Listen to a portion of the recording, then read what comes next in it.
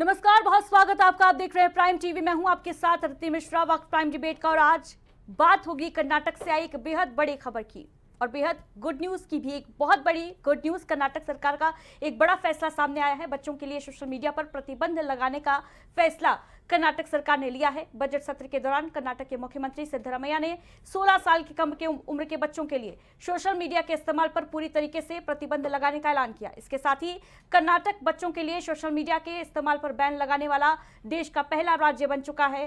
सिद्धरामैया ने कहा कि बच्चों पर मोबाइल फोन के इस्तेमाल से होने वाले दुष्प्रभाव को देखते हुए ये फैसला किया गया है। कर्नाटक के अलावा आंध्र प्रदेश और गोवा की सरकारें भी इस दिशा में काम कर रही हैं। हाल ही में एआई समिट में भी केंद्रीय मंत्री अश्विनी वैष्णव ने इस ओर इशारा किया था कि जल्द ही सरकार नाबालिग बच्चों के सोशल मीडिया इस्तेमाल पर पाबंदी लगा सकती है।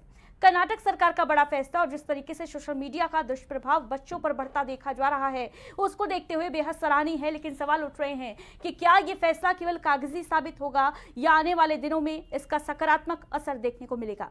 सोशल मीडिया किस तरीके से बच्चों के मेंटल और फिजिकल हेल्थ के लिए हानिकारक है और क्या केवल इस पर पाबंदी लगा देना समस्या का समाधान है? तमाम सवालों के जवाब अपने एक्सपर्ट से लेंगे, एक्सपर्ट से बातचीत करेंगे। लेकिन उससे पहले कुछ परिजनों के बयान आप सुन लीजिए। कर्नाटक सरकार के इस फैसले के बाद अभिभावकों का क्या कुछ कहना है, सुनिए।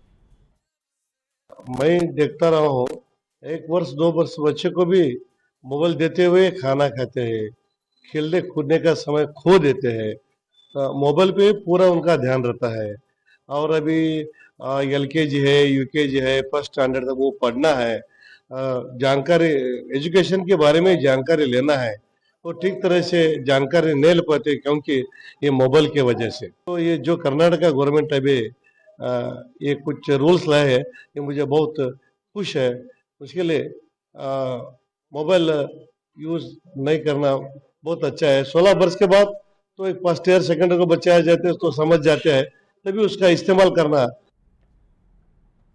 तो देखिए, अभिभावक साफ तौर पर ये कहते नजर आ रहे हैं कि बेहद जरूरी था ये फैसला, क्योंकि बच्चे खाते पीते हर वक्त मोबाइल पर उनकी निगाहें जो हैं वो बनी रहती हैं।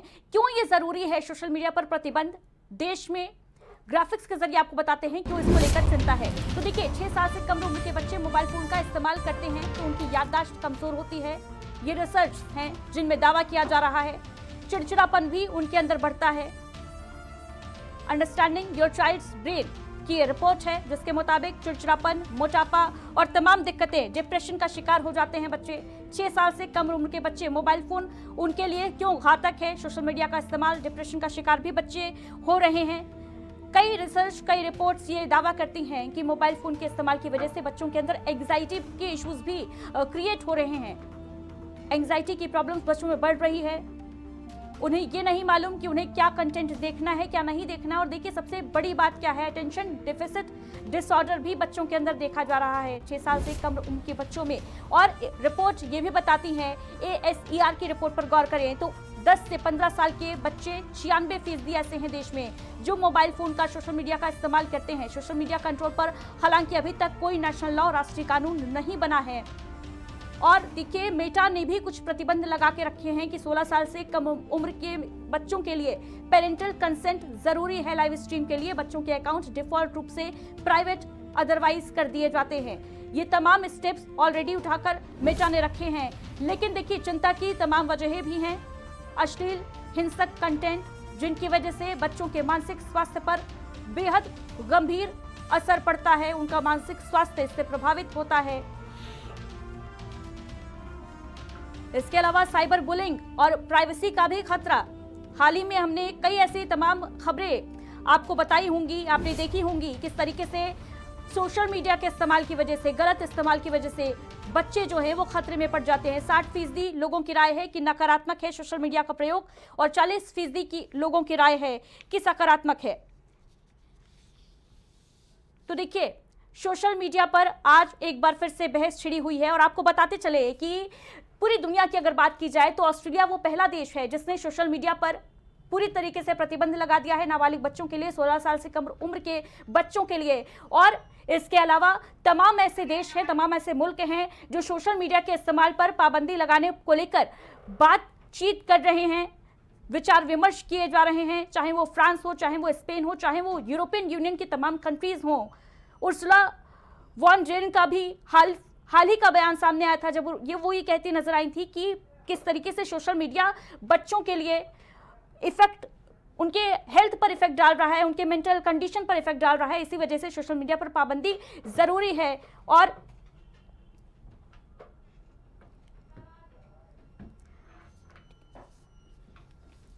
तो देखिए, देश का पहला राज्य कर्नाटक बन चुका है सोशल मीडिया बच्चों के लिए बैन करने का ऐलान आज कर्नाटक के मुख्यमंत्री सिद्धरामैया ने बजट पेश करने के दौरान किया। बजट सत्र चल रहा है कर्नाटक का, और ये बहुत अहम, बहुत बड़ी खबर इसलिए भी हो जाती है क्योंकि हाल ही फिलहाल की आपको तमाम घटनाएं याद होंगी, चाहे वो लखनऊ के नीला ड्रम कांड की ही बात कर ली जाए, किस तरीके से एक बच्चे ने अपने पिता को पहले तो गोली मार दी और उसके बाद सोशल मीडिया ही वो जरिया था शायद कि उसके दिमाग में नीला ड्रम वाला कांड जो है वो शायद उठा होगा, और उसने उसी तरीके से अपने पिता की लाश को ड्रम में छिपाने की कोशिश की। ये पहली घटना नहीं है। हाल फिलहाल में गाजियाबाद में 3 बहनों का सुसाइड, वो खबर भी आपको याद होगी, किस तरीके से कोरियन गेम की लत ने 3 मासूम बच्चियों की जान ले ली। क्यों? क्योंकि उनके पेरेंट्स ने उन्हें गेम खेलने से रोका। किस तरीके से सोशल मीडिया हो, गेमिंग हो, बच्चों को अपने जद में ले रहा है। और देखिए, सोशल मीडिया ड्रग्स से भी खतरनाक नशा है, ये कई रिपोर्ट्स में ऐसा दावा भी किया गया है। साइबर अपराध भी इससे बढ़ रहे हैं और बच्चे उसका शिकार भी हो रहे हैं। तमाम बच्चों के सुसाइड की खबरें भी सोशल मीडिया एक अहम रोल उसमें प्ले करता हुआ देखा गया। लेकिन अहम सवाल ये भी है कि क्या केवल पाबंदी लगा देना, बैन लगा देना कागजी तौर पर, और उसका इम्प्लीमेंटेशन कैसे होगा, कितना सही होगा, ये देखने वाली बात होगी। चर्चा के लिए हमारे साथ तमाम अतिथि जुड़ रहे हैं। सबसे पहले अपने खास मेहमानों से तारुफ करा देते हैं। आपका चित्र पांडे जी, माफ कीजिएगा, चित्र पाठी जी हमारे साथ मौजूद हैं, समाज सेवी के तौर पर। अहमद मेहदी खान हमारे साथ मौजूद हैं,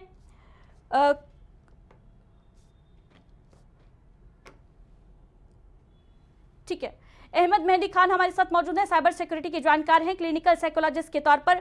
हमारे साथ पंकज कोटारिया जी मौजूद हैं। बहुत बहुत स्वागत आप सभी खास मेहमानों का। और शुरुआत अच्युत त्रिपाठी जी आप ही के साथ, क्योंकि आप समाज सेवी हैं, यूथ के साथ में आपने तमाम काम किए होंगे।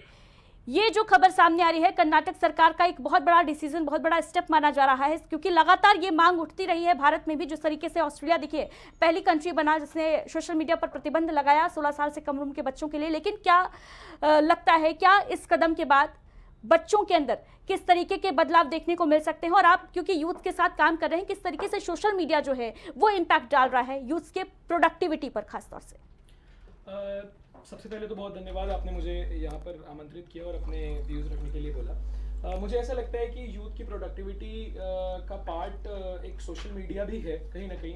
हम जैसा बोलते हैं कि सोशल मीडिया को अभी कर्नाटका में बैन किया गया है, कंप्लीट बैन बोला गया है इसको बजट सत्र में, कि हम इसको पूरी तरीके से बैन कर रहे हैं अंडर 16 एज ग्रुप के लिए। जहाँ पर एक तरफ देश में हम टेक्नोलॉजी की बात कर रहे हैं, डिजिटल वर्ल्ड की बात कर रहे हैं, वहीं पे एक तरफ कंप्लीट बैन किया जा रहा है। मुझे ऐसा लगता है कि हर युवा जो होता है वो अपनी इसी एज में, जो मुझे लगता है 13-14 साल की उम्र के बाद ही ज्यादा एक्टिव हो जाता है सोशल मीडिया पे, तो कहीं ना कहीं कंप्लीट बैन की बजाय मुझे ऐसा लगता है पर्सनली कि उसको सही मायने में सही तरीके से यूज करना सिखाया जाए। एक रेगुलेटेड बैन किया जाए, कुछ फीचर्स को बैन किया जाए, या फिर कुछ ऐसी चीज़ों को बैन किया जाए जो इफेक्ट कर रही हैं, एक लिमिटेड स्क्रीन टाइम दिया जाए, वो ज़्यादा बेहतर होगा। क्योंकि कहीं ना कहीं जो दुनिया में चीज़ें चल रही हैं आजकल के यूथ को वो पता भी सोशल मीडिया के ही प्लेटफॉर्म से ही पता चल रही हैं। वो अवेयर इतना नहीं था नॉर्मली, बट अब कहीं ना कहीं सोशल मीडिया प्लेटफॉर्म से वो अवेयर हो रहे हैं, उनको पता चल रहा है कि हाँ आज ऐसी ऐसी चीज़ें हो रही हैं। बट उस जो उनको कंटेंट मिल रहा है उसको कहीं ना कहीं फिल्टर करके कंटेंट प्रेजेंट किया जाए, रेगुलेशन लाया जाए जो बैन हुआ है उस पर। क्योंकि बहुत सारे बच्चे हैं, बहुत सारे ऐसे लोग हैं पूरे स्टेट में जो ऐसे प्लेटफॉर्म्स को पढ़ाई के लिए भी यूज़ करते हैं। यूट्यूब जैसा एक प्लेटफॉर्म है जहाँ पर बहुत सारे लोग एजुकेशनल कंटेंट डालते हैं जिससे बहुत सारे बच्चों को सीखने को मिलता है। उनकी हानि ना होने पाए, ऐसे लोगों से हम कहीं उनका अधिकार ना छीन लें, ये भी हमें ध्यान रखना चाहिए। बिल्कुल अच्युत त्रिपाठी जी, बड़ी बात आपने कही कि अधिकार ना छीन लें, हमको फिल्टर करने की जरूरत है कि क्या देखना चाहिए क्या नहीं देखना चाहिए। क्योंकि आप स्क्रॉल करते हैं तो आपके सामने तमाम कंटेंट्स की भरमार होती है और उसमें बच्चा जो है कंफ्यूज हो जाता है, और खासतौर से जो नेगेटिव कंटेंट होते हैं वो उनको ज्यादा अट्रैक्ट करते हैं, क्योंकि ये साइकोलॉजी भी कहती है। पंकज कोटारिया जी, इस पर मैं आपका रिएक्शन चाहूंगी। सभी का बहुत बहुत धन्यवाद। जैसा कि सर ने कहा कि देखा पंकज जाए कोठारी जी, तो आवाज आपकी नहीं आ पा रही है हम तक। ठीक है, पंकज कोठारी जी से संपर्क करेंगे, लेकिन उससे पहले अहमद मेहदी खान जी, क्योंकि देखिए आप एडवोकेट भी हैं, साइबर सिक्योरिटी के जानकार भी हैं, काफी सालों से आप काम कर रहे हैं इस पर। जिस तरीके से साइबर क्राइम बढ़ रहा है सोशल मीडिया के दौर में, और खासतौर से बच्चे, नाबालिग बच्चे इसका शिकार ज्यादा हो रहे हैं, क्यों? क्योंकि उनके अंदर समझ की कमी होती है, और ऐसे में वो साइबर ठग के सबसे अच्छे शिकार माने जाते हैं। क्या कहेंगे इस पर? किस तरीके से लगाम लगनी चाहिए? सबसे पहले मैं आपका यहाँ पे एक थैंक यू कहना चाहूँगा कि आपने मुझे इस महत्वपूर्ण विषय में इनवाइट किया। प्राइम टीवी का बहुत शुक्रिया, आपका बहुत शुक्रिया। और ये एक बहुत अहम मुद्दा इसलिए भी बनता जा रहा था क्योंकि ये आज की बात नहीं थी, बल्कि इससे पहले इससे बॉलीवुड ने भी इस पे आवाज़ उठाई थी, जिसमें अक्षय कुमार ने ख़ास तौर पे कहा था मीडिया से कि मेरी बेटी ऑनलाइन गेम खेल रही थी और उस ऑनलाइन गेमिंग के दौरान उसके साथ रेप हो जाता है। अब आप कहेंगे ऑनलाइन गेमिंग में कैसे रेप हो रहा है, तो मैं आपको बता दूं कि अब वो गेम नहीं है जो हम पहले खेलते थे, अब मेटावर्स का दौर है। मेटावर्स के गेम आ गए, आपका अवतार बन के गेम में चला जाता है। तो ये आप मुझे बताइए कि मेटावर्स में अगर किसी भी लड़की का रेप हो रहा है तो बताइए उसके लिए हमारे देश में कोई कानून है? और ये ज़्यादातर गेम खेलने वाले बच्चे जो हैं वो सब और सब छोटे बच्चे हैं, 12 से लेकर 16 साल तक के बच्चे हैं, क्योंकि उसके बाद इतना एजुकेशनल प्रेशर हो जाता है। तो ये बताइए अगर मेटावर्स में किसी का रेप होता है तो हमारे देश में कोई कानून नहीं है। हमारे देश में दो चीज़ें हैं, एक है IT एक्ट 2000, एक है DPDP एक्ट जो अभी आया है 2023 में। IT एक्ट है 2000 का, अब चल रहा है 2026। आप मुझे ये बताइए कि 26 साल का गैप कौन पूरा करेगा? गेमिंग जो वाइस सिटी और जो ऐसे गेम थे आज अवतार के गेम है, तो ये बताइए कि अगर गेम में किसी का भी मेंटल क्रुएलिटी होती है, हमारे क्या देश में कोई कानून है इसको लेके? कोई कानून नहीं है। तो जब कानून नहीं है तो कानून लाना पड़ेगा।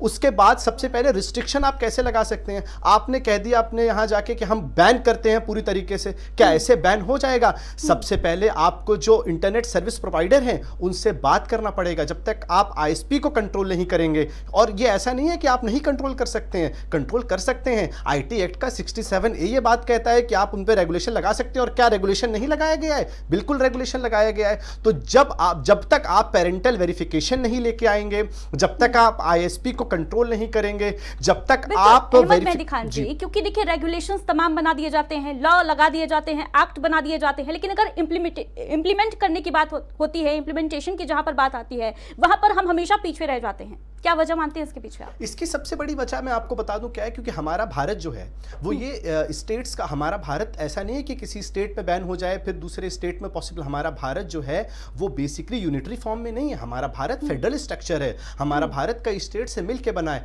तो कोई स्टेट अगर इस पर पॉलिसी बनाता है तो ये पॉसिबल नहीं है। इसको नेशनल लेवल पे आपको पॉलिसी बनाना पड़ेगा, जिस तरीके से ऑस्ट्रेलिया ने बनाया, जिस तरीके से दूसरी कंट्री ने बनाया। और मैं आपको एक बात और बता दूं, हमारा भारत आज दूसरे देशों से कंपेयर करने में इसलिए प्रॉब्लम आ रही क्योंकि हमारा डाटा बहुत ज्यादा ऑलरेडी मार्केट में अवेलेबल है। आप चाइना का डाटा देख लीजिए, आपको नहीं पता होगा, लेकिन हमारे देश में आप अगर देखेंगे तो आपको पता चलेगा कि कम से कम कुछ नहीं तो कुछ नहीं 70% लोगों का डाटा ऑलरेडी लीक्ड है। आप बड़ी बड़ी कंपनीज को उठा के देख लीजिए, वो कभी कभार ऐसी कंपनीज मार्केट में सिर्फ इसलिए आती हैं कि वो आपका डाटा लीक कर सकें। तो डाटा लीकेज बहुत है, तो इसलिए पेरेंटल कंट्रोल होना बहुत जरूरी है। और ये बहुत अच्छा स्टेप है कर्नाटका का, लेकिन इसका इम्प्लीमेंटेशन बहुत मुश्किल है, क्योंकि बड़ी बात आपने ये भी कही है कि पेरेंटल कंट्रोल होना बेहद आवश्यक है। डॉक्टर पंकज जी, मैं आपसे इस पर राय लेना चाहूंगी, क्योंकि देखिए ये भी माना जाता है और हम देखते भी हैं खास तौर से किस तरीके से बच्चों को बहलाने फुसलाने के लिए छोटे छोटे बच्चों को मोबाइल थमा दिया जाता है पेरेंट्स के द्वारा। क्यों? क्योंकि वो रो रहे होते हैं और उसके बाद पेरेंट्स को अच्छा लगता है कि बच्चा मेरा चुप हो गया, लेकिन वो शायद ये भूल जाते हैं कि ये जो मोबाइल है वो कितना बड़ा उनके लिए हर्डल आगे चलकर क्रिएट कर सकता है। काफ़ी सारी समस्याएं बच्चों को झेलनी पड़ती हैं उस मोबाइल फ़ोन की वजह से। कई दफ़ा ऐसा देखा गया है कि मोबाइल फ़ोन नशा बन जाता है बच्चे के लिए। ये कि पहली बात तो ये किसी तरह से पूरी तरह से बैन लगाना ये थोड़ा सा तो कंट्रोवर्सी शायद क्रिएट करता ही है। दूसरी चीज क्या होता है कि अगर हम हेलो जी, आवाज आ रही है पंकज जी, बात कंप्लीट करिए। हाँ, तो क्या होता है कि अगर हम देखा जाए, अगर इस चीज जो भी कंटेंट बच्चे देख रहे हैं या चीजें कर रहे हैं, पहले थोड़ा सा होता है कि IT लेवल पर उनको थोड़ा सा रिस्ट्रिक्टेड करें कि बच्चे क्या कंटेंट, बच्चों के लिए क्या जो एलिजिबल कंटेंट है वो होने चाहिए और क्या नहीं होने चाहिए, उनको किस तरह से हटाना। लेकिन इस पे सबसे पहले तो देखा जाए तो एक प्राइमरी लेवल जो कि हमारा फैमिली होती है, जो हमारे पेरेंट्स होते हैं, अगर वहां से अगर इस चीजों को थोड़ा सा एग्जीक्यूट किया जाए तो थोड़ा सा इस तरह की प्लानिंग को, इस तरह की चीजों को इम्प्लीमेंट करना किसी स्टेट में बहुत ज्यादा बेहतर होगा। लेकिन देखिए ऐसा नहीं है कि अगर 16 साल से कम उम्र के बच्चों को अगर सोशल मीडिया बैन किया जा रहा है तो इसमें कुछ बुराई है। बुराई बिल्कुल नहीं है, ये बिल्कुल बेहतर है। इसलिए क्योंकि देखा जाए जो एज ए साइकोलॉजिकल पर्सपेक्टिव जो हमारा ब्रेन होता है 12 से 16 साल तक की एज में जो हमारा जो ब्रेन होता है वो एक आइडेंटिटी वर्सेस रियलिटी जो खुद की आइडेंटिटी क्रिएट करने वाली जो एज होती है कि 12 साल का बच्चा जो खुद से सोचता है कि हाँ मैं बड़ा होकर क्या बनूंगा, क्या करना है, क्या क्या नई नई चीजें वो एक्सप्लोर करता है, खुद की आइडेंटिटी क्रिएट करता है चीजें, ये जो एक फेज होता है उस फेज में अगर वो किसी तरह के एडिक्टिव पैटर्न में अगर डिपेंड हो जाएगा तो जाहिर सी बात है वो खुद को एक्सप्लोर करना है, कैसे करना है, लोगों को जो उनकी सोशल स्किल्स है वो किस तरह से इम्पेयर होती रहती है सिर्फ और सिर्फ सोशल मीडिया डिपेंडेंस की वजह से। तो ये इस पे भी हमें काम करना पड़ेगा और ये पूरी तरह से बैन कर देने से सिर्फ ये काम नहीं बन पाएगा, पेरेंटिंग लेवल पे भी बहुत अच्छे से हमें काम करना पड़ेगा कि किस तरह से पंकज कोठारी जी, लेकिन देखिए हर एक पहलू जो है, हर एक सिक्के के दो पहलू होते हैं, सकारात्मक और नकारात्मक। अगर हम सोशल मीडिया की भी बात की जाए तो सोशल मीडिया में भी काफी कुछ खासियत है, काफी कुछ सकारात्मक पहलू भी हैं। क्या ये नहीं लगता कि चीजें किस तरीके से यूज करनी है, यूटिलाइज करनी है, उनको फिल्टर आउट करना, जैसे कि अच्युत त्रिपाठी जी ने भी कहा, बेहद जरूरी है, बेहद आवश्यक है और उस पर कोई फोकस नहीं करता है। जी हाँ, बहुत चीजें बहुत जरूरी तो है सोशल मीडिया पे या न्यूज इन्फॉर्मेशन बहुत जरूरी जो है। पेरेंट्स बच्चे क्या होते हैं वो कहीं ना कहीं स्कूल इस तरह से डिपेंड हो गए, उनका जो कोर्स वर्क है, जो स्टडी मटेरियल है वो आजकल बुक से नहीं पढ़ रहे हैं, वो बुक्स पे डिपेंड नहीं है, कहीं ना कहीं हर चीज के लिए वो स्मार्टफोन या स्क्रीन प्लेटफॉर्म पे डिपेंड है। बच्चे बुक पढ़ना कम कर दिए हैं, वो स्क्रीन पे अपने सिलेबस देखते हैं, स्क्रीन पे अपने ऑनलाइन क्लासेस करते हैं। धीरे धीरे क्या जो फिजिकल इंटरफेस है बिल्कुल स्क्रीन टाइम बढ़ता जा रहा है। क्यों? क्योंकि अब बच्चों का होमवर्क भी मोबाइल फोन पर आ रहा है। अच्युत त्रिपाठी जी, इस पर आपका कमेंट लेना चाहूंगी मैं। पहले कोविड के पहले की अगर बात की जाए, ये कोविड के दौर से ही ज्यादा ये जो ट्रेंड है वो बढ़ता देखा गया कि किस तरीके से टीचर्स जो हैं वो होमवर्क भी बच्चों को मोबाइल फ़ोन पर ही देते हैं। ऑनलाइन क्लासेस शुरू हुई, उनका ट्रेंड शुरू हुआ और आज भी वो ट्रेंड बरकरार है। मोबाइल फ़ोन पर स्क्रीन टाइम जो है वो बच्चों का बढ़ता हुआ देखा गया और किस तरीके से वो एडिक्शन सा हो गया है बच्चों के अंदर मोबाइल फ़ोन को लेकर। कई जगह ऐसा देखा गया कि मोबाइल फ़ोन छीनने की कोशिश की जाती है पेरेंट्स के द्वारा, तो बच्चे हत्या करने पर भी उतारू हो गए हैं। मुझे ऐसा लगता है कि कहीं ना कहीं पेरेंटल कंट्रोल बहुत ज़्यादा ज़रूरी है। जैसे सर ने भी बताया, हर एक केस में कोविड में वो हमारी मजबूरी थी कि उस टाइम पे ऐसी सिचुएशन आ गई थी कि हमें बाहर जाके पढ़ना पॉसिबल नहीं था, हमारे लिए स्कूल जाना पॉसिबल नहीं था। इसलिए हमने उस मजबूरी को एक हैबिट में कर लिया, बिकॉज वो ईज ऑफ वर्क हो गया, चाहे वो स्कूल के लिए हो गया हो, चाहे वो कॉलेज के लिए हो गया हो। अब लोगों को ऐसा लगने लगा है कि हाँ भाई, आसानी से जो चीज़ें हो सकती हैं उसके लिए क्यों यहाँ जाना। बल्कि सही मायने में जिसको लोग कहते हैं कि डिजिटल लिटरेसी है, वो डिजिटल लिटरेसी भी नहीं है, क्योंकि अभी पेरेंट्स के लिए भी बहुत ईजी गोइंग, जैसे आपने भी बताया अभी कि बच्चा रो रहा है, उसको फोन थमा दिया तो वो शांत हो गया। मुझे ऐसा लगता है कि कहीं ना कहीं पेरेंट्स को सारी चीजों के लिए वो एक कहते हैं ना कि लीड लेनी पड़ेगी, आगे आना पड़ेगा, बिकॉज आजकल के बच्चे जितने स्मार्ट है ना, अगर जो ये बैन भी लगा है, ये बैन भी वीपीएन के द्वारा लोग कंट्रोल कर लेंगे। भाई डेट ऑफ बर्थ कहीं और की पड़ जाएगी, कुछ भी, ये बिल्कुल। और हमने देखा भी है किस तरीके से, देखिए मेटा ने ऑलरेडी ये रूल बना के रखा हुआ है कि अगर आप 16 ईयर से कम है तो पेरेंटल आपको परमिशन की जरूरत है। लेकिन हम देखते हैं किस तरीके से छोटे छोटे नौनिहाल जो हैं वो भी फेसबुक अकाउंट अपना क्रिएट करने में बेहद सक्सेसफुल हैं आज के दौर में। आप ये देखेंगे कि आप हमारे आसपास के बच्चों के फेसबुक अकाउंट आपको मिल जाएंगे, इंस्टाग्राम के अकाउंट मिल जाएंगे। कई जगहों पर पे तो माता पिता खुद ही अपने बच्चों के फेसबुक और इंस्टाग्राम अकाउंट बना देते हैं, बिकॉज उनको बहुत जल्दी फेम जो चाहिए ना, सोशल मीडिया का जो फेम है वो चाहिए, बल्कि वो उसके नेगेटिव्स देखते ही नहीं है। तो कहीं ना कहीं मुझे ऐसा लगता है कि पेरेंट्स अगर अपने हाथ में एक लीड ले लें कि हाँ मुझे ये पता है कि मुझे अपने बच्चों को ये चीजें देनी है, और गवर्नमेंट एक लॉ बना दे, जैसे कि सर ने मुझे अभी हम सबको जानकारी दी कि एक लॉ एक हो जाए और रेगुलेटेड कंटेंट जाए, तो सब कुछ सही हो सकता है और ये नौबत नहीं आएगी जहां पे हमें पूरी तरीके से बैन लगाना पड़ेगा। अहमद मेहदी खान जी, कौन से ऐसे नियम हैं, कौन से ऐसे लॉ हैं, कौन से ऐसे रेगुलेशंस हैं जो लाने अभी बेहद ज़रूरी हैं, जिनकी इंपॉर्टेंस अभी आज के दौर में अगर बात की जाए, जिस तरीके से लगातार ट्रेंड बढ़ रहा है सोशल मीडिया का, और सोशल मीडिया यूजर्स भारत में सबसे ज़्यादा बढ़ रहे हैं। बाकी कंट्रीज की अगर बात की जाए तो सोशल मीडिया से मोह भंग होता हुआ दिखाई दे रहा है। खास तौर से इंटरनेट के प्रयोग पर अगर बात की जाए तो भारत में प्रोडक्टिविटी के लिए इंटरनेट का यूज कम होता है, रील्स देखने के लिए, स्क्रॉल करने के लिए ज्यादा होता है।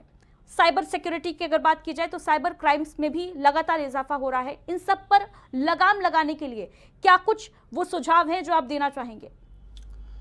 देखिए मैम, सबसे पहले जो मुझे लगता है कि एक बैलेंस्ड अप्रोच लानी पड़ेगी गवर्नमेंट को। और बैलेंस्ड अप्रोच कैसे आती है? बैलेंस्ड अप्रोच, देखिए पहली बात तो ये कि अगर हमने ये कह भी दिया कि 16 साल तक के बच्चे नहीं यूज़ करेंगे सोशल मीडिया ऐप, तो ये बताइए कौन श्योरिटी दे रहा है कि मोबाइल के पीछे 16 साल का बच्चा बैठा है कि 28 ईयर्स का बैठा है? ये श्योरिटी नहीं है, और ऑलरेडी इस पर ऐप काम कर रहे हैं। तो हम इसके लिए सबसे पहले तो हमें सबसे पहली जो ज़रूरत है वो ये है कि हमें टाइम बाउंड करना पड़ेगा एप्लीकेशंस को।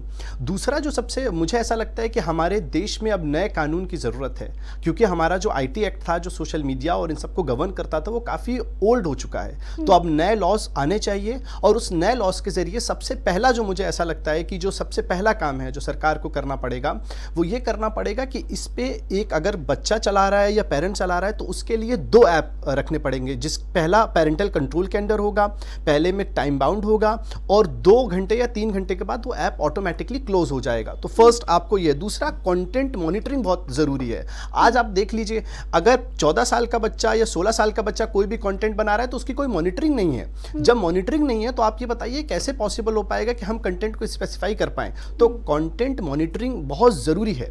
और तीसरा मैम कि आईएसपी की लायबिलिटी बहुत ज़रूरी है। आज आप देख लीजिए, हमारे आईटी एक्ट में सेक्शन 79 है। सेक्शन 79 क्या कहता है? सेक्शन 79 कहता है कि अगर लायबिलिटी कैसे फिक्स होगी आईएसपी की, इंटरनेट सर्विस प्रोवाइडर की, अगर वो उस पर पाए जाएंगे तो मैम ये तो आप मुझे बताइए कैसे प्रूफ हो पाएगा कि उसके अंदर पाया जाएगा? मैं आपको एक अच्छी केस लॉ बताता हूं, बिकॉज मैं बहुत सारे केसेस देख रहा हूं, और मुझसे किसी ने कहा कि आप साइबर के केसेस कैसे देख रहे हैं? मैंने कहा आजकल सब कुछ साइबर है। मैं एक केस आपके सामने रखता हूं, क्योंकि मैं नाम नहीं लूंगा उसका। X versus Union of India का केस था। वो केस कैसा था मैम कि उस लड़की का एक फोटो लेके उसका कोई दुश्मन या उसका कोई ऐसा था जो उसके नोन में था, उसकी बाकायदा एक वीडियो बनाता है, और वो वीडियो बनाने के बाद इंटरनेट पे अपलोड कर देता है। मैम आप यकीन करिएगा कि वो हाई कोर्ट जाती है, हाई कोर्ट से ऑर्डर होता है कि इंटरनेट सर्विस प्रोवाइडर उसको हटा दें। मैम वो कहते हैं ठीक है हमने हटा दिया। एक दिन बाद फिर वो विजिबल हो जाती है। फिर वो सुप्रीम कोर्ट जाती है रिट के अंदर, और रिट में जाने के बाद वो ये कहती है कि मेरी वीडियो को हटा दिया जाए। बाकायदा सुप्रीम कोर्ट ये मैंडेमस में कमांड करता है इंटरनेट सर्विस प्रोवाइडर को, आप इसे हटा दीजिए। और आप यकीन जानिएगा फिर 2 दिन बाद वो वीडियो अपलोड हो गई और फिर वो दिखने लगी। आप ये बताइए कहाँ रेगुलेशन है? उसका सबसे बड़ा रीजन क्या है कि डाटा सेंटर्स को आपको स्ट्रॉन्ग करना पड़ेगा। आईएसपी के पास आज फुल कंट्रोल है। मैं आपको बताऊं, चैट जीपीटी के अंदर एक शख्स ने भी लास्ट मोमेंट में आपको बता रहा हूं कि आपकी पर्सनल डिटेल्स वो आपके घर वालों से ज्यादा जानता है।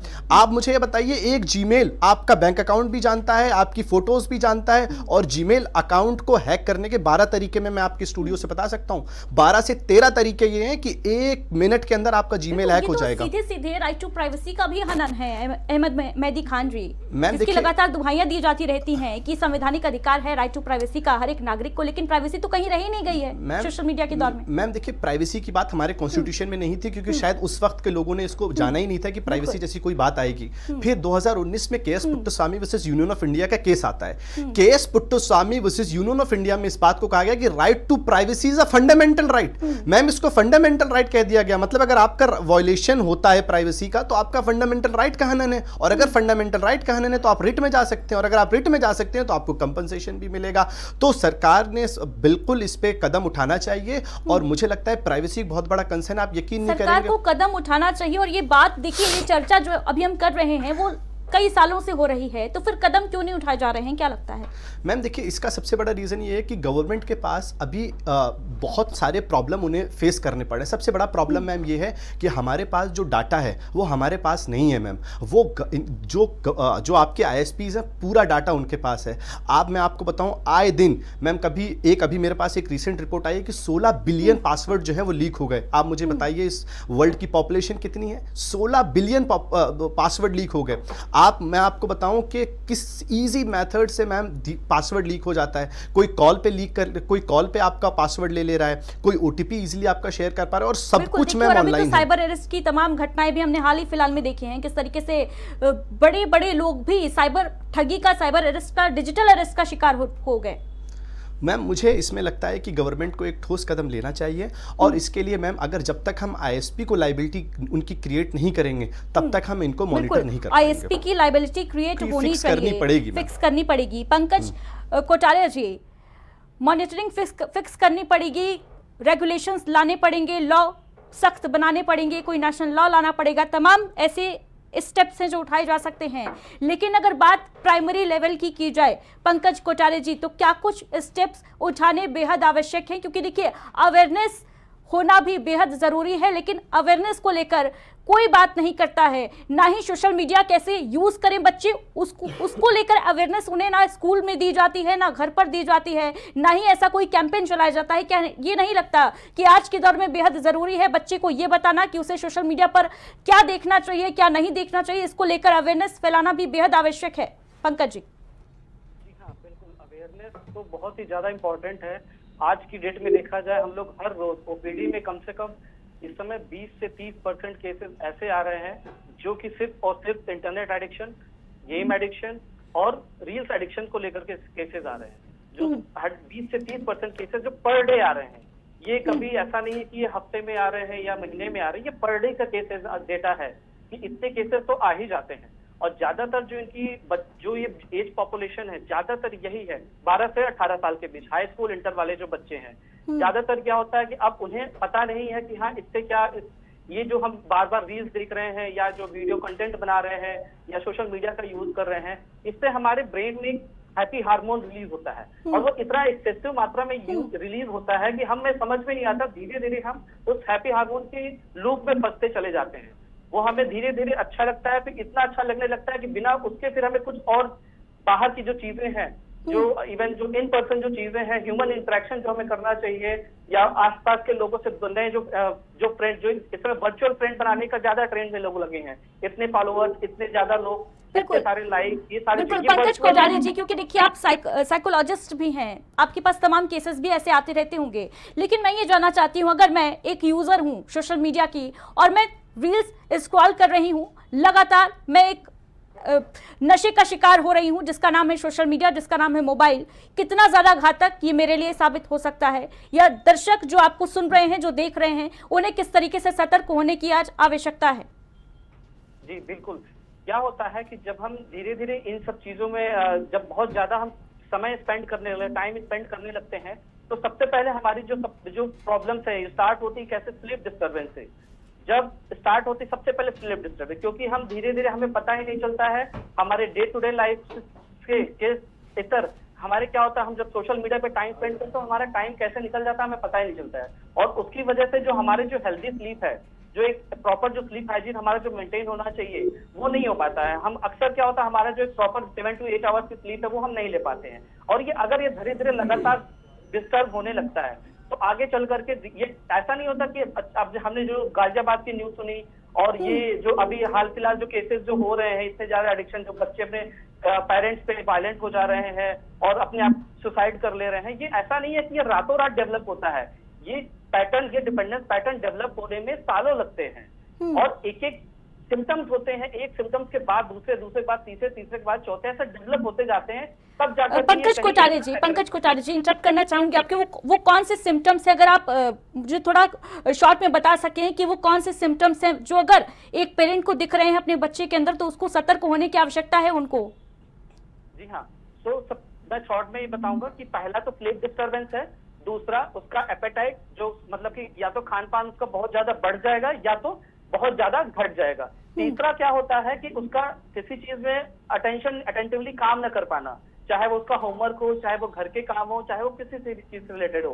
और चौथा क्या होता है, उसका जो सोशल इंटरेक्शन है धीरे धीरे कम हो जाता है, वो दोस्तों के साथ साथ फैमिली मेंबर पे भी उसका इंटरेक्शन धीरे धीरे कम होने लगता है। उसके बाद क्या होता है, उसके अंदर चिड़चिड़ापन स्टार्ट हो जाता है, इरिटेबिलिटी स्टार्ट होती है। इरिटेबिलिटी के बाद धीरे धीरे एग्रेशन स्टार्ट होता है, जब उसकी जिद पूरी नहीं होती या उसकी डिमांड पूरी नहीं होती तो एग्रेशन शो करता है। एग्रेशन के बाद धीरे धीरे क्या होता है, उसके अंदर की कहीं ना कहीं होपलेसनेस वाली चीजें आती है कि मेरी बात तो पेरेंट्स भी नहीं सुनते हैं, मेरे दोस्त भी नहीं है, मैं अपनी बातें किससे डिस्कस करूं, तो अपनी बातें वो धीरे धीरे छुपाने लगते हैं। फिर वो इंटरनेट पे ही अपने साथी ढूंढने लगते हैं, फिर कहीं ना कहीं वो साइबर बुलिंग और न जाने क्या क्या चीजों की आदि, मतलब कहीं ना कहीं उसके शिकंजे में आने लगते हैं। फिर आगे चल करके ये धीरे धीरे जब ये पैटर्न डेवलप होता है तो धीरे धीरे डिप्रेशन, एंजाइटी और कहीं ना कहीं ओसीडी और न जाने किस तरह बिल्कुल और भी पंकज तरह के- कोठारी जी, और धीरे धीरे ये पैटर्न जो है वो जान लेने और जान देने तक भी पहुंच सकता है अगर घातक हो गया तो।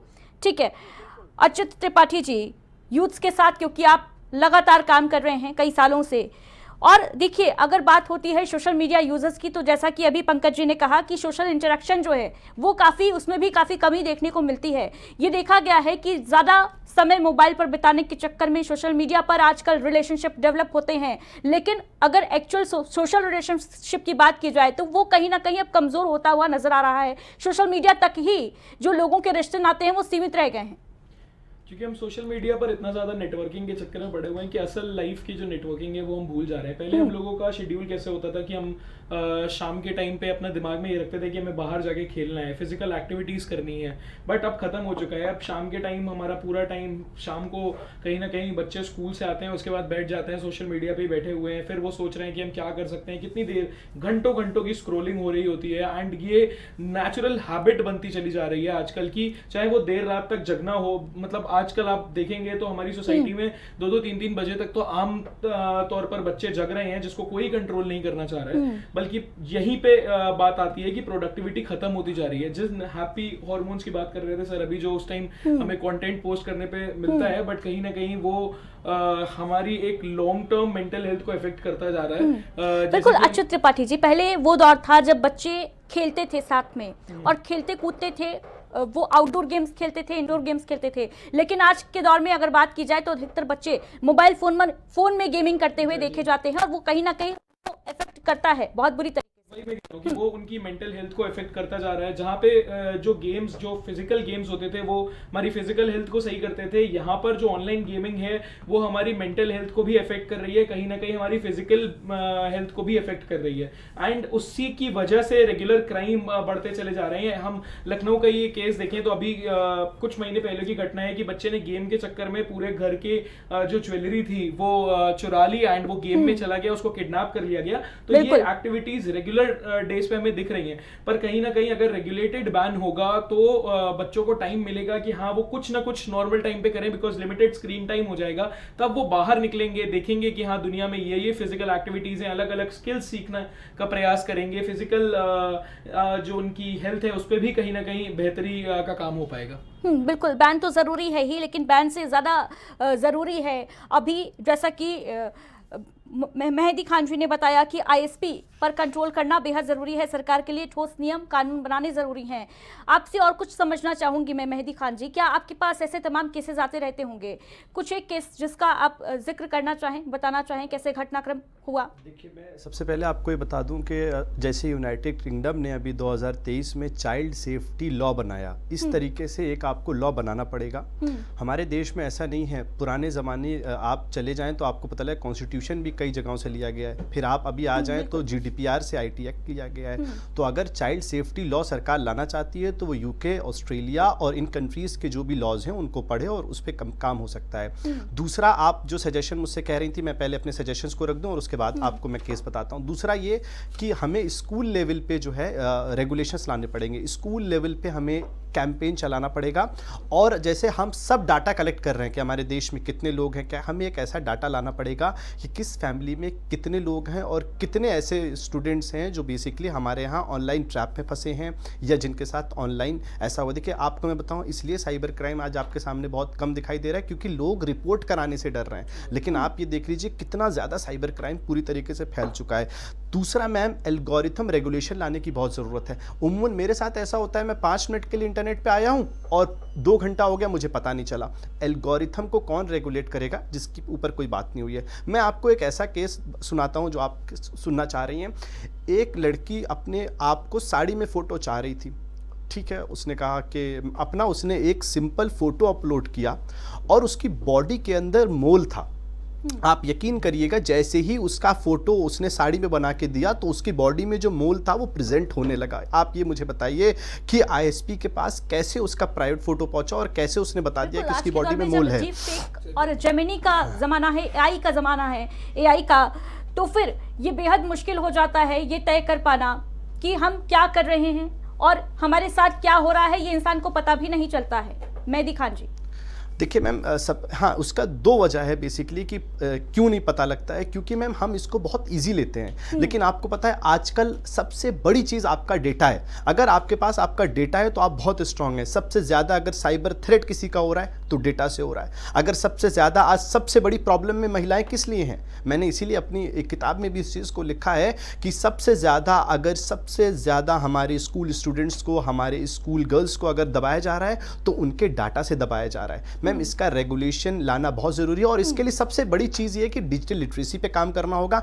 हमें उनको टेक्नोलॉजी से दूर नहीं करना है, हमें उनको सेफर मोड पे ले जाना है मैम। और सेफर मोड पे ले जाने के लिए हमको उनको डिजिटल लिटरेसी देनी पड़ेगी, हमको उनको रेगुलेट करना पड़ेगा। खान जी, अगर ग्लोबली भी देखा जाए, ग्लोबल सिनेरियो में भी, तो भी ये माना जाता रहा है कि जो थर्ड वर्ल्ड वॉर है, अभी देखिए वॉर छिड़ा भी हुआ है कंट्रीज के बीच में, ईरान, इजराइल, अमेरिका, ये तमाम युद्ध के मैदान में डटी हुई हैं और ये माना जा रहा है कि साइबर अटैक जो है वो एक बहुत बड़ा फैक्टर बनकर उभरेगा थर्ड वर्ल्ड वॉर में।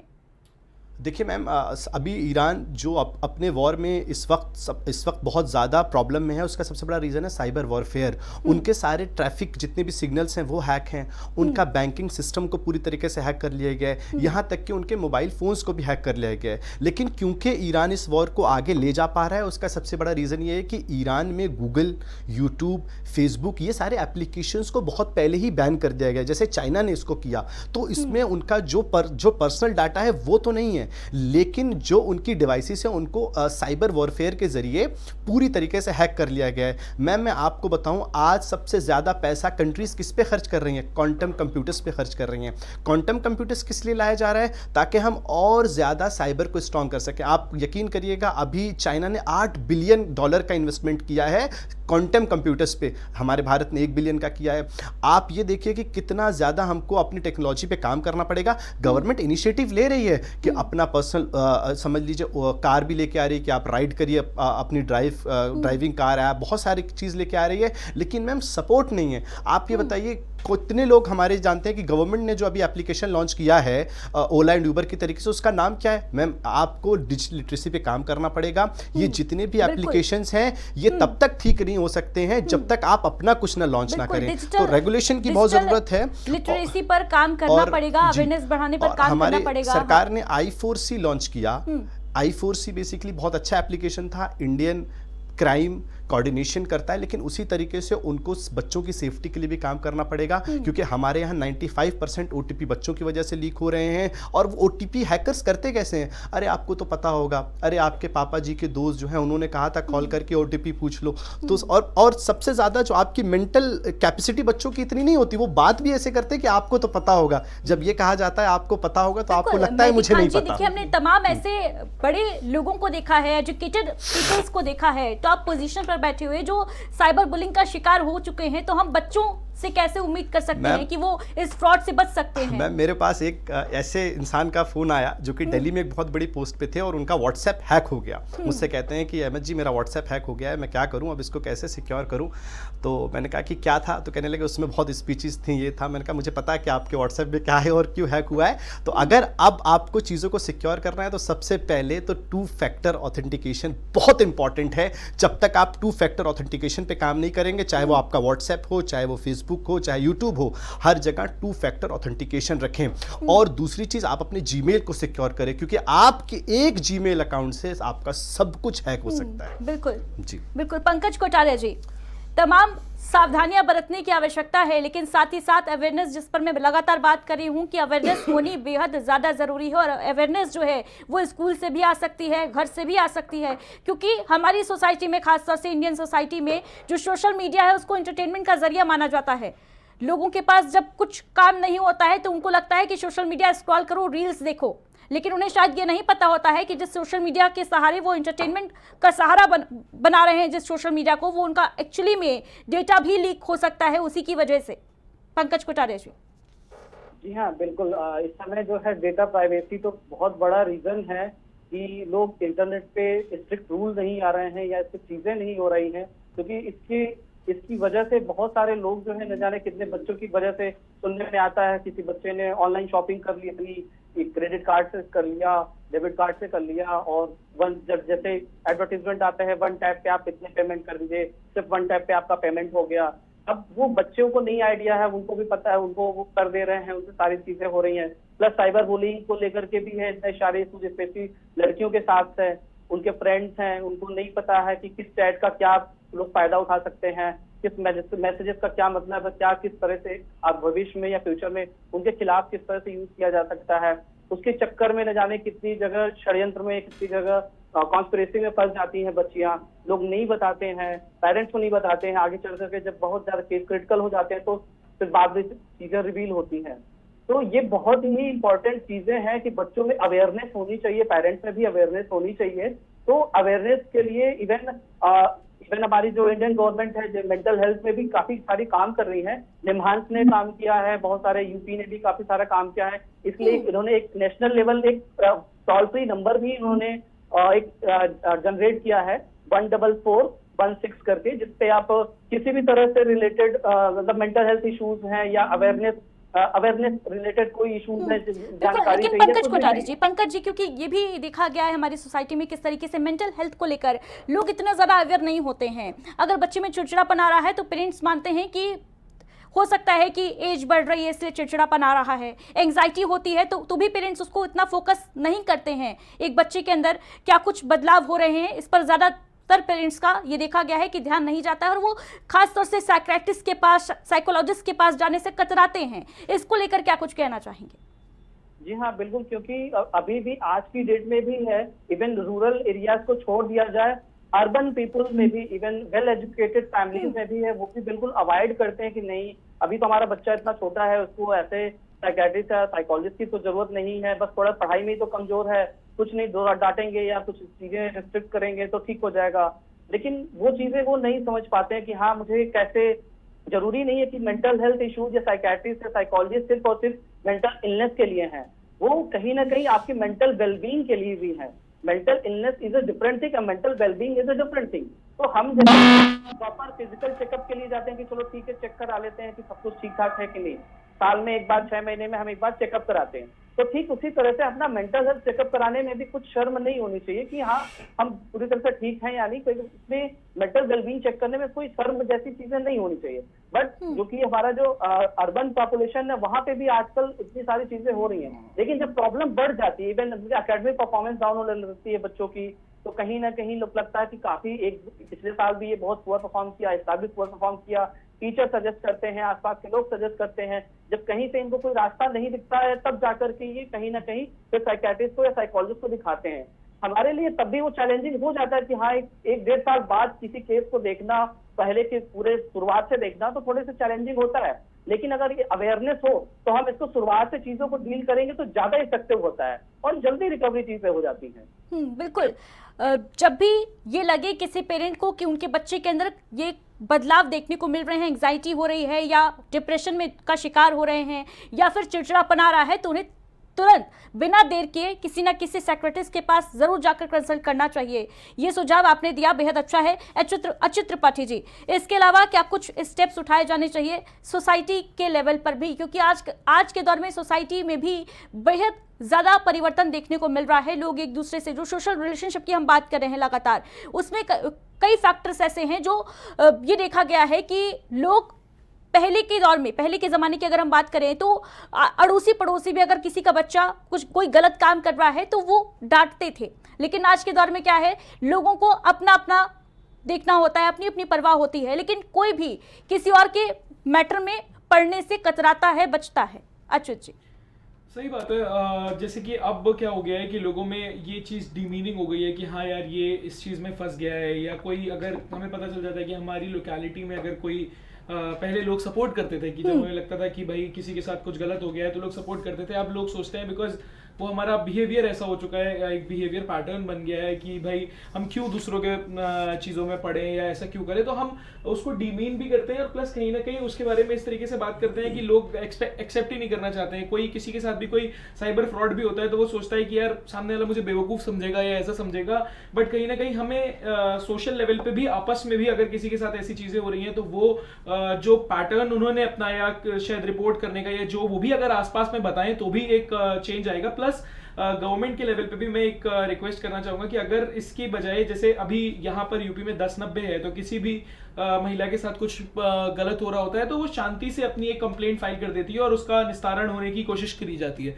वैसे ही अगर एक साइबर क्राइम के लिए एक टोल फ्री नंबर हो या फिर कोई ऐसे अवेयरनेस कैंपेन, जैसे सर ने बोला, अहमद जी ने बोला कि स्कूल लेवल पे चलाया जाए, जिससे बच्चों को सही मायने में बेसिक्स पता चले या उनके जो एजुकेशनल करिकुलम है उसमें स्कूल लेवल की अगर बात की जाए त्रिपाठी जी, तो देखिए अभी आज के दौर में भी हमने देखा है, कोविड में तो मजबूरी थी, लेकिन आज के टाइम में भी कई ऐसे टीचर्स हैं जो बच्चों को होमवर्क भी मोबाइल फोन पर देते हैं, और ऐसे में पेरेंट्स की मजबूरी बन जाती है उनको मोबाइल फोन देना, क्योंकि क्लासेस भी उनकी ऑनलाइन हो रही हैं, होमवर्क भी उनको ऑनलाइन मिल रहा है।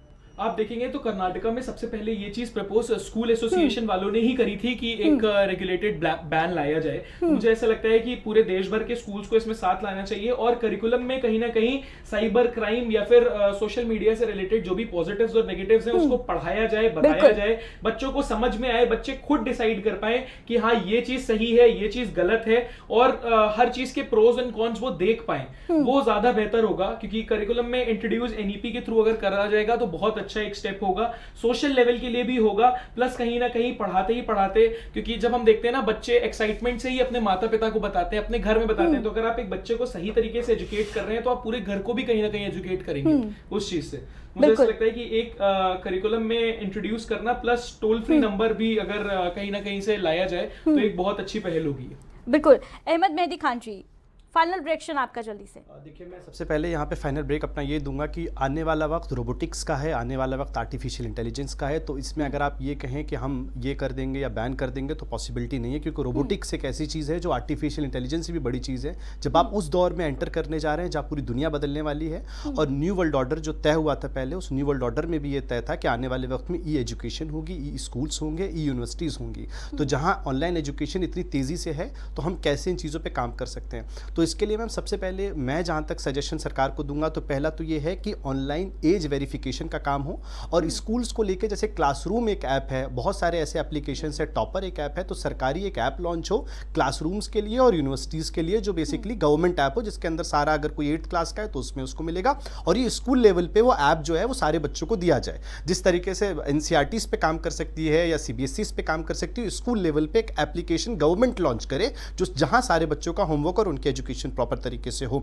अच्छा मैम, दूसरा इसमें सरकार को जो टेक्नोलॉजिकल कंपनीज हैं उनके साथ कोलैबोरेशन करना ही पड़ेगा। उनसे आप हट के काम नहीं कर सकते हैं, बिकॉज वो ऑलरेडी बहुत मिलियंस और बिलियंस में है, वो गवर्नमेंट गिराने की ताकत रखते हैं, तो कोलैबोरेशन उनको करना पड़ेगा फर्स्ट। दूसरा ये है, तीसरा मैम कि उनको रेगुलेट करने के लिए एडवर्टाइजमेंट चलाना पड़ेगा। जैसे अभी बहुत सारे बॉलीवुड में आपने देखा होगा OTP शेयर ना करें, एडवर्टीजमेंट आए, तो इसी तरीके से एडवर्टीजमेंट का बेसिकली काम जो है वो करना ही पड़ेगा उनको। और मैम और एक काम जो मैं कहता हूँ कि जिस तरीके से हर चीज़ की रिपोर्ट आती है, आपका बजट आता है साल में, यूपी गवर्नमेंट का बजट आता है, तो ऐसे ही जितनी भी इंटरनेट सर्विस प्रोवाइडर हैं वो अपना एक हर साल एक रिपोर्ट देंगे पार्लियामेंट के अंदर, और इस रिपोर्ट में ये होगा कितने % यूज़र कहाँ से थे, कितने बच्चों का क्योंकि आप एज वेरिफिकेशन नहीं तो किस फैमिली से कितना हुआ, और उसको आप वेरी करेंगे जो आपके पास डाटा है, और उसके बाद उस रिपोर्ट से आप सारी चीज़ों को रेगुलेट करेंगे। और फिर जो आपके टोल फ्री नंबर ऑलरेडी हैं, क्योंकि आप नेशन वाइड बहुत काम ऑलरेडी हो रहा है साइबर पे, और यहाँ तक कि आप अगर लखनऊ में भी देखेंगे तो ऑलरेडी एक पूरा हेडक्वार्टर्स में बहुत अच्छा काम है, लेकिन बच्चों के लेवल पे इस काम को नहीं कर पा रहे हैं। तो टोल फ्री नंबर जो पेरेंट्स के लिए था, बच्चों के लिए भी, और स्कूल लेवल पे एक अवेयरनेस, लिटरेसी और एक बाकायदा एक बुक, जैसे NCERT जैसे अपने किताब के कैरिकुलम में हर बार चेंज करते हो, तो ऐसे ही साइबर पे लेके 5th क्लास से ही एक बुक आ जानी चाहिए जिसमें OTP शेयर के बारे में क्या है और इन सब चीज़ों को उस बुक में मेंशन करना चाहिए। बिल्कुल। पंकज कोठारी जी, फाइनल रिएक्शन आपका इस पर।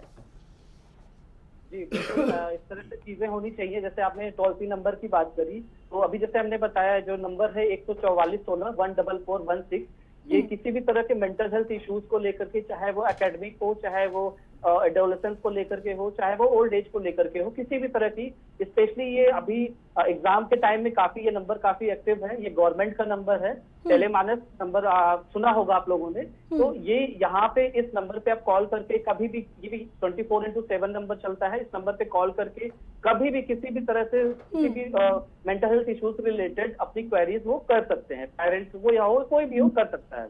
बिल्कुल, लेकिन इसका प्रमोशन करना भी उतना ही आवश्यक है, क्योंकि मुझे नहीं लगता कि देश में ज्यादातर लोगों को इस टोल फ्री नंबर के बारे में, जिसकी आप जानकारी दे रहे हैं, उसके बारे में पता होगा। जी बिल्कुल, ये पंकज। गवर्नमेंट का टोल फ्री नंबर है, 24/7 चलता है। ये 2016 में लॉन्च लेकिन हुआ था। ऐसा ही सेठ की अवेयरनेस जी की हाँ, जरूरत है, लोगों को नहीं पता है कि गवर्नमेंट का ऐसा भी कोई टोल फ्री नंबर है। जी। अच्युत त्रिपाठी जी, फाइनल रिएक्शन आपका। सही बात है, जैसे आपने कहा कि अवेयरनेस की बहुत ज़्यादा ज़रूरत है। अगर हम सही मायने में अवेयरनेस ही कर ले जाएंगे तो ज़्यादातर लोग एजुकेट हो जाएंगे। और मैं शुरुआत से कहता आ रहा हूँ कि कहीं ना कहीं अगर कहीं कंप्लीट बैन हो रहा है तो वो एक राइट्स का हनन है, बिकॉज कई बच्चे उससे बेनिफिट भी हो रहे होते हैं, बहुत बच्चे उससे पढ़ाई कर रहे होते हैं। तो एक कदम ये सोच समझ के उठाना चाहिए और रेगुलेटेड बैन की तरफ ही आगे बढ़ना चाहिए। प्लस अवेयरनेस से रिलेटेड कैंपेन्स को और ज़्यादा बढ़ावा देना चाहिए। प्लस जैसा कि सर ने बताया कि भाई लॉज इन्वॉल्व किए जाए ज़्यादा से ज़्यादा और उसको कहीं ना कहीं प्रेजेंट किया जाए पार्लियामेंट में जो ISPs के द्वारा, वो बहुत ज़रूरी होगा। बिल्कुल। तमाम जानकारी के लिए और हमारे साथ जुड़ने के लिए आप सभी का बहुत बहुत शुक्रिया। तो देखिए, कर्नाटक सरकार ने सोशल मीडिया पर 16 साल से कम उम्र के बच्चों के इस्तेमाल पर प्रतिबंध लगा दिया है। लेकिन क्या ये बैन लगाना ही सफिशिएंट है? क्या बैन ही एकमात्र सॉल्यूशन है? क्योंकि आज के दौर में जब डिजिटल युग कहा जा रहा है, डिजिटल क्रांति का युग कहा जा रहा है, तेजी से भारत जो है वो डिजिटल युग में आगे बढ़ रहा है, एक महाशक्ति बनकर उभर रहा है। उस दौर में जब रोबोटिक्स और AI का, आर्टिफिशियल इंटेलिजेंस का जमाना है, तो क्या केवल बैन लगाना सॉल्यूशन है? और क्या एक नेशनल लॉ नहीं लाना चाहिए?